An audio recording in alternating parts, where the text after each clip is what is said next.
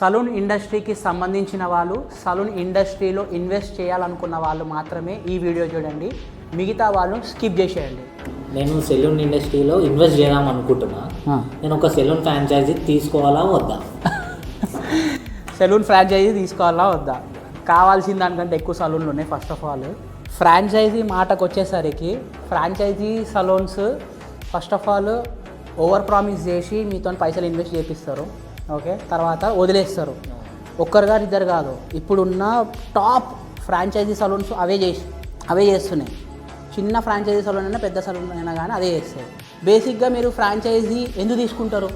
వాళ్ళు సపోర్ట్ చేస్తారు, value add అవుతుంది, కస్టమర్స్ వస్తారు, వాళ్ళ వల్ల ఆ బ్రాండ్ చూసి కస్టమర్స్ వస్తారు, రైట్? సో రియాలిటీ ఏంటంటే మేబీ ఒక బ్రాండ్ చూసి కస్టమర్ వస్తాడేమో, అది వేరే విషయం. కానీ ఎండ్ ఆఫ్ ద డే ఈ షో రన్ చేయాలంటే స్టాఫ్ సపోర్ట్ కావాలి, ఓకే, ఒక ట్రైనింగ్ సపోర్ట్ కావాలి. ఇవన్నీ ప్రతి ఫ్రాంచైజీ ఇస్తలేదు. ఇయర్ కూడా ఇనీషియల్గా వాళ్ళు ఇన్వెస్ట్ చేపిస్తారు, దాని తర్వాత వదిలేస్తారు. ఓకే, ఇది నేను చెప్పేది నిజమో కాదో బయటకు పోయి ప్రతి సలూన్కి అడగండి, మీ ఫ్రాంచైజీ మీకు సపోర్ట్ చేస్తుందా లేదా, ఎంతవరకు సపోర్ట్ చేస్తుంది అని. సో బేసిక్గా ఫ్రాంచైజీ సలూన్స్ ఏం చేస్తారంటే ఫ్రాంచైజీ ఫీజు అని ఒక 3 లక్షల నుంచి 6 లక్షలు 10 లక్షలు 12 లక్షలు తీసుకుంటారు, విత్ జిఎస్టీ అంటారు. అవి కాకుండా ఇంటీరియర్స్ వాళ్ళే చేపిస్తారు. సో కంట్రోల్ వాళ్ళ చేతిలోనే ఉంది. ఇంటీరియర్స్లో not less than 30 to 40% of the interior cost వీళ్ళ ప్రాఫిట్.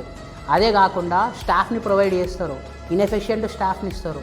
ఇనీషియల్గా మీకు స్టాఫ్ ఇస్తారు, 3-4 అడపతడపగాలని పెడతారు. 4 నెలల తర్వాత వాళ్ళని తీసుకొని ఇంకొక ఫ్రాంచైజీ అవుట్లెట్లో పెడతారు. ఓకే, తర్వాత మీరు ఆగమవుతారు. ఇయే కాకుండా మార్కెటింగ్ చేస్తామంటారు కానీ చెయ్యరు.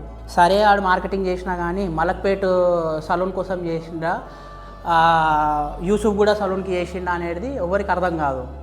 అట్లా ఫ్రాంచైజీ సలూన్స్ ఒకప్పుడు స్టోరీ వేరు. ఒకప్పుడు తక్కువ ఉండే people earned very good money. ఇప్పుడు నంబర్ ఆఫ్ సలూన్స్ ఎక్కువైపోయినాయి, ఎక్స్పోజర్ ఎక్కువైపోయింది, ఇన్ఫర్మేషన్ ఎక్కువైపోయింది. ఈ టైంలో నువ్వు వాళ్ళ నుంచి మ్యాజిక్ ఎక్స్పెక్ట్ చేసాడంటే ప్యూర్లీ రాంగ్ అది. ఇక సో ఈరోజు ఫ్రాంచైజీ సలూన్స్ మీద ఇన్వెస్ట్ చేయాలనుకున్న ప్రతి ఒక్కరికి ఇది ఒక హెచ్చరిక. It is very easy to target you people. Just నేను ఒక ఆంటర్ప్రనర్స్ని టార్గెట్ చేసుడు చాలా ఈజీ. ప్రతి ఒక్కరు ఆంటర్ప్రనర్ కావాలనుకుంటారు, కానీ ఆ ట్రాప్లో మాత్రం పడొద్దు. I request you all to not to waste your hard earn money, maybe your parents money or debt తీసుకొని మరీ చాలామంది ఇన్వెస్ట్ చేస్తున్నారు. Not a good idea. If you don't have the industry experience, so then there is no point in entering in to this business.